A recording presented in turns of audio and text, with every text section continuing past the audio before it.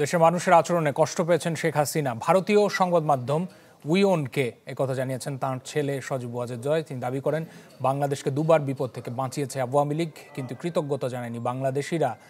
বলেন, এমনিতেও এটিই ছিল শেখ হাসিনার শেষ মেয়াদ। আর এরপর নিজে থেকেই সরে দাঁড়াতেন তিনি চলমান পরিস্থিতিকে ব্যাখ্যা করতে গিয়ে। জয় মন্তব্য করেছেন, পাকিস্তানের পথেই হাঁটছে বাংলাদেশ। বাংলাদেশের সরকারি ভবন ও মন্দিরে হামলা চালানো হচ্ছে, লুটপাট করা হচ্ছে। পাকিস্তানের দিকে হাঁটছে বাংলাদেশ।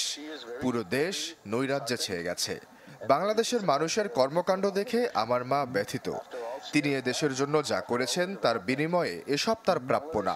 অতীতেও দুবার বাংলাদেশকে নৈরাজ্য থেকে বাঁচিয়েছিল আওয়ামী লীগ, কিন্তু এর জন্য কোনো কৃতজ্ঞতা নেই বাংলাদেশের জনগণের। তারা নিজেদের ভালো নিজেরাই চান না।